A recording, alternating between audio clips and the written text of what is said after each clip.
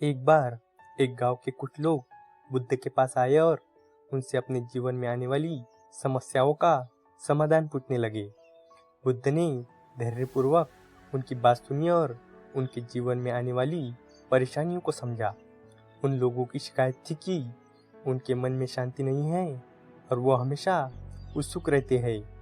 और फिर बुद्ध ने उन्हें एक उदाहरण के माध्यम से ये समझाने का निश्चय किया कि उनका मन अस्थिर है और उन्हें शांति कैसे मिल सकती है। और फिर बुद्ध ने उन लोगों से कहा, हम एक छोटी सी यात्रा पर चलते हैं। और फिर सब लोग बुद्ध के साथ उनकी आज्ञा का पालन कर उनके साथ चल दिए। थोड़ी देर चलने के बाद बुद्ध और उनके शिष्य एक तालाब किनारे पहुंचे। तालाब का पानी शांत और स्वच्छ था, मानो आप उसमें अपना चेहरा देख सको।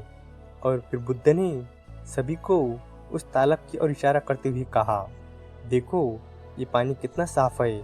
सभी ने सहमति से सिर हिलाया। इसके बाद बुद्ध ने अपने एक शिष्य से कहा, तुम इस तालाब से एक कटोरे में पानी भरकर लाओ। और फिर शिष्य ने वैसा ही किया और उसने पानी का कटोरा बुद्ध के पास लाकर रख दिया।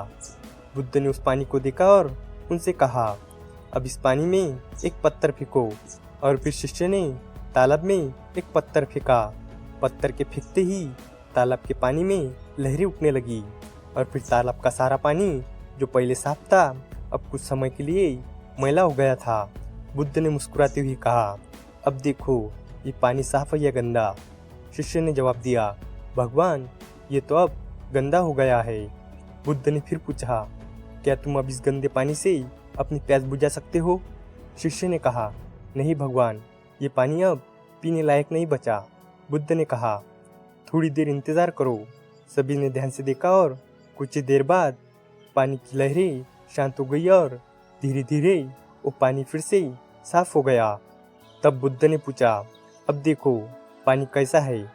शिष्य ने उत्तर दिया, अब ये पानी फिर से साफ हो गया है जैसा पहले था। और फिर बुद्ध ने इस घटना के माध्यम से सभी को समझाना शुरू किया, ये तालाब तुम्हारे मन की तरह है। जब किसी बाहरी परिस्थिति से तुम विचलित होते हो तो तुम्हारा मन भी इस तालाब के पानी की तरह गंदा हो जाता है। उस समय तुम सही तरीके से सोचने समझने में नाकाम हो जाते हो। जैसे अभी तुम इस गंदे पानी से अपनी प्यास नहीं बुझा सकते, लेकिन अगर तुम धैर्यपूर्वक प्रतीक्षा करो और अपने मन को शांत रहने दो तो वो धीरे धीरे शांत हो जाएगा और तुम्हारी सोच फिर से स्पष्ट हो जाएंगी। जैसे इस तालाब का पानी समय के साथ स्वाभाविक रूप से साफ हो गया, वैसे ही तुम्हारा मन भी समय के साथ शांत हो सकता है यदि तुम उसे स्थिर और शांत रहने का मौका दो। परिस्थिति चाहे जैसी भी हो, तुम्हें केवल धैर्य रखना होगा। उतावलेपन में किए गए निर्णय अक्सर गलत होते हैं। अगर तुम धैर्यपूर्वक प्रतीक्षा करोगे तो तुम्हारी सोच और समझ उस पानी की तरह स्पष्ट हो जाएंगी और तुम सही निर्णय लेने में सक्षम रहोगे। वहाँ मौजूद लोग बुद्ध की सीख से बहुत ज़्यादा प्रभावित हुए।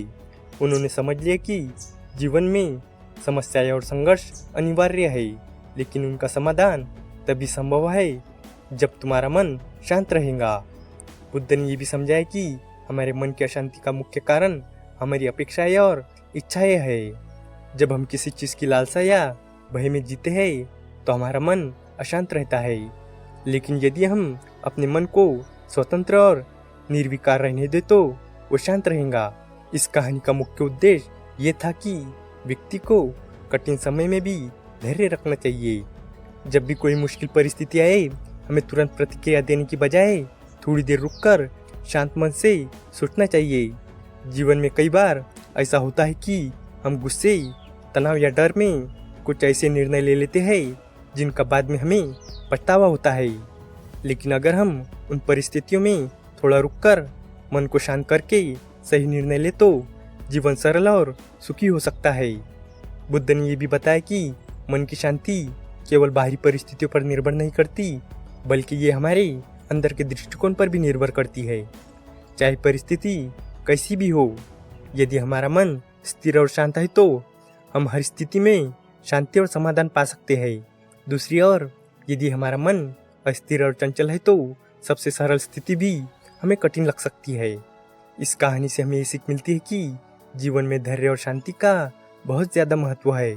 परिस्थितियाँ चाहे कितनी भी कठिन क्यों न हो, अगर हम अपने मन को शांत रखें और उचित समय पर रुककर सही निर्णय ले तो हम हर चुनौती का सामना कर सकते हैं। उम्मीद है कि आपको ये कहानी पसंद आई होंगी और भी इसी तरह की इंस्पायरिंग और मोटिवेशनल स्टोरीज के लिए हमारे चैनल को सब्सक्राइब करें।